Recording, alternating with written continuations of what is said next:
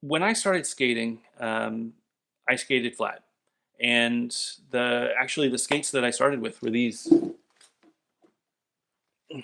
Lightning TRS. Now these weren't the actual ones that I had. These were ones that I found at a Play It Again Sports maybe 10 years ago. But these were the first skates that I had. Lightning TRS, they come with flat 72 millimeter wheels, and they're pretty laughable now. But this was, the early '90s when these first came out. They served me well, and I skated these everywhere. And I would go downstairs and I would jump over things and I would play roller hockey, and that was like what everybody did. Then we watched The Hoax or Dare to Air. It was The Hoax that I think that we watched first, and we got our first copy of Daily Bread magazine and Box magazine. So we saw what other people were doing on skates, and they were grinding. So they had in the middle, they had smaller wheels, and we didn't know where to get smaller wheels. They didn't really have a industry then, and clearly this was before online shopping and Amazon and such. So they would put little wheels in there, and they would file down the inside so that there was a groove, and that's how we started skating Antirocker. So two real major setups for aggressive skating. Flat. Let me find a couple frames. So let me. Oh, I actually I have a fitty fitty frame set up with flat. Hold on.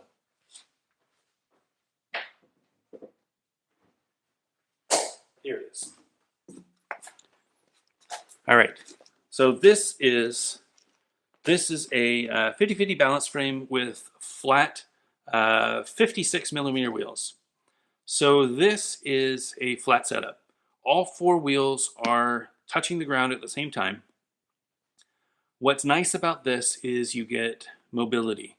When you're skating with all four wheels touching, the contact points when you're doing turns and such is between two wheels at a time. So you've always got at least two wheels touching when you're doing turns, when you're doing carves, when you're doing anything.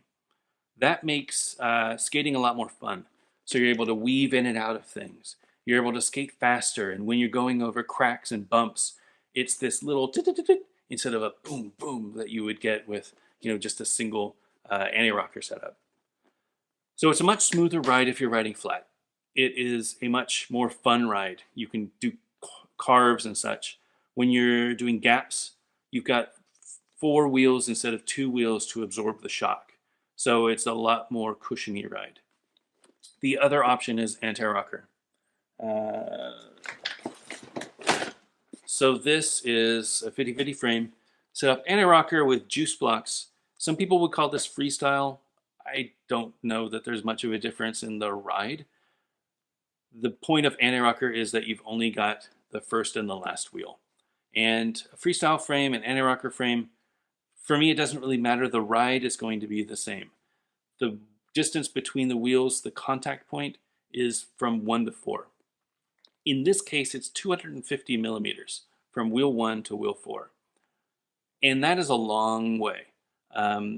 If you were skating a flat frame, you would have wheels, 1, 2, 3, 4 wheels. So when you're skating over a bump, it just tick, tick, tick, tick, just little hits.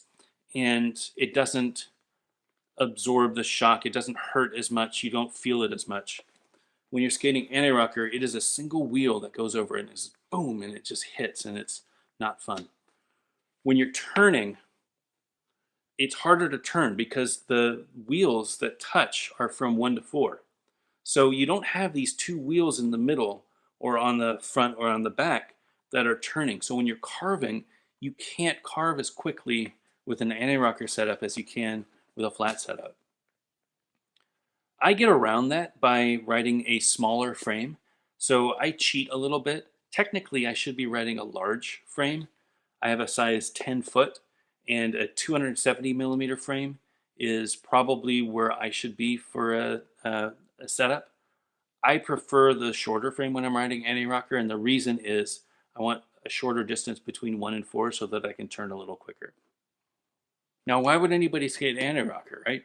Well, there's a few advantages, and personally, this is my preferred way to skate aggressive if I'm not skating the USD Aeons. We'll get to that in a second. So Antirocker is great for grinding.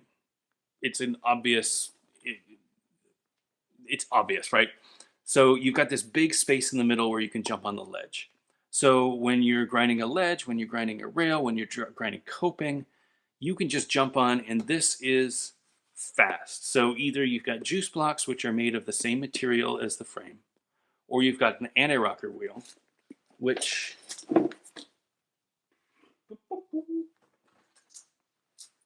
so this is an anti-rocker wheel. It's 47 millimeters, I think, and this would go in the middle. And rather than putting wheels in there or juice blocks in there, you put a little anti-rocker wheel. The benefit of the anti-rocker is that it is a wheel. So if you go over a little incline or something, if your middle rubs, these wheels will roll and then you won't scrape. I haven't had much of a problem with that personally on the juice blocks, but I can see people complaining about that. Anti-rocker is the way that people started doing it, is the traditional way to skate and do grinds and ledges. It is great. I prefer juice blocks, but anti-rocker wheels work just as well.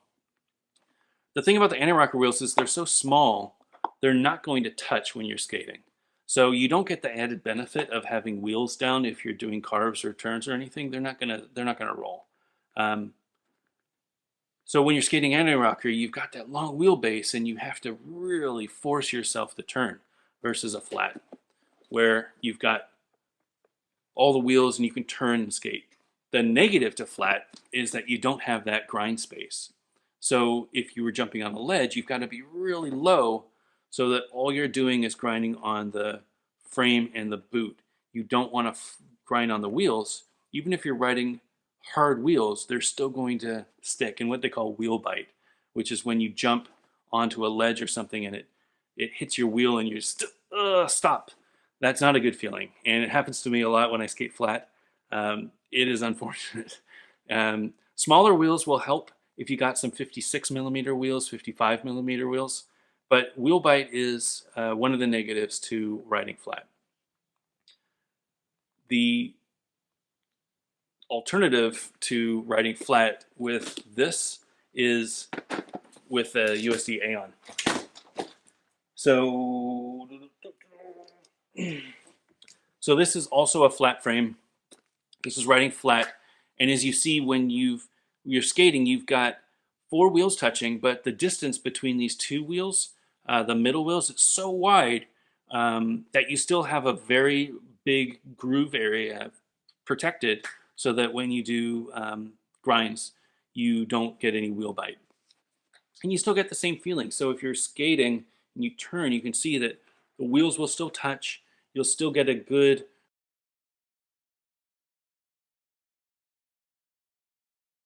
the flat feeling. I love skating flat. I love being able to turn and skate.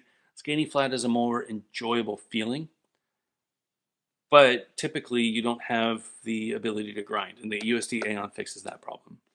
So in a nutshell, if you're doing grinds and if you're skating ledges and skating isn't as big of a focus, the actual skating part of the activity, get some anti-rocker setup. That's the way to go. If you want to skate, if you want to do transitions, if you want to do big airs, if you want to do bowls or any sort of carving, or if you want to skate from a point to a point, get yourself a flat setup. I think you're going to have a much better time.